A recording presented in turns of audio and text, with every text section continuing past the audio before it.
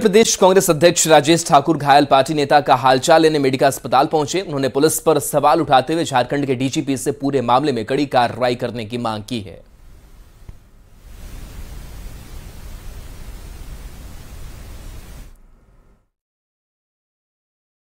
की घटना है और जिस तरह से जमीन दलालों का मन बढ़ता जा रहा है, निश्चित रूप से राज्य के लिए चिंता की स्थिति है।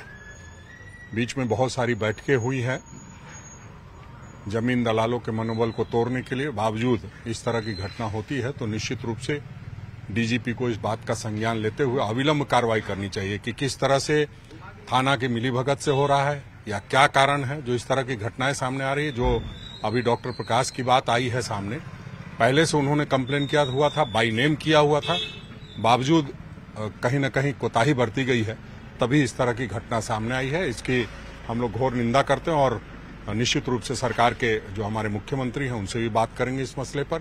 थाना है, फिर वहां से मतलब हम लोग को बोले शांत रहे, तो हम लोग निकल रहे थे वहां से। मैटर शांत हो गया, हम लोग निकल रहे थे। जेसीबी भी था, जेसीबी का चाबी छीन लिया उन लोग, डंटा से और पिस्टल लेकर आया था, उससे हम लोग 2-3 आदमी मारा, मोबाइल भी तोड़ दिया, जेसीबी का चाबी छीन लिया और गाड़ी भी 2-3 गो मोटरसाइकिल रख लिया और जेसीबी भी रख लिया।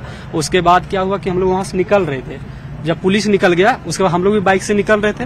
उसके बाद पीछे से वो सब फायरिंग किया, 4-5 गोली लगा, जिसमें से 2 गोली यहाँ सामने लगा और 1 गोली यहाँ हाथ में आके फंसा हुआ है और 1 गोली हाथ में लगा, कुछ जो है इधर पैर तरफ भी लगा हुआ है।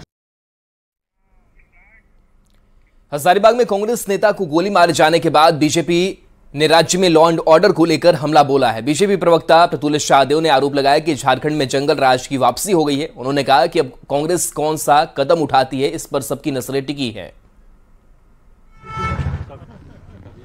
हजारीबाग में कांग्रेस के एक सीनियर लीडर जो प्रोफेसर भी हैं, बच्चों को पढ़ाने का काम करते थे, उनको भी गोली मारी गई। अब कांग्रेस क्या कड़ा कदम उठाएगी ये देखना है। लेकिन इस राज्य में अगर आप हत्या, बलात्कार और किडनैपिंग की बात करें तो औसतन 5 ऐसी घटनाएं लगातार हो रही हैं। हेमंत सोरेन के कार्यकाल में पुलिस सिर्फ अवैध खनन, अवैध जमीन पर कब्जा कराने में मशगूल है, मशरूफ है। आम लॉ एंड ऑर्डर से उसका कोई लेना देना नहीं है। हम मांग करते हैं कि सरकार अविलंब लॉ एंड ऑर्डर को सुधारने के लिए कदम उठाए। लेकिन उससे बड़ा प्रश्न है कि जब कांग्रेसी नेता को टारगेट किया गया है तो कांग्रेस कौन सा कड़ा कदम उठाएगी।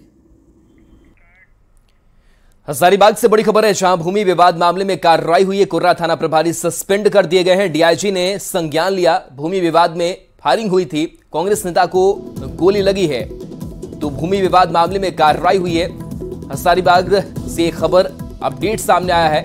भूमि विवाद मामले में कार्रवाई हुई है। कुर्रा थाना प्रभारी सस्पेंड कर दिए गए हैं। डीआईजी ने संज्ञान लिया। भूमि विवाद में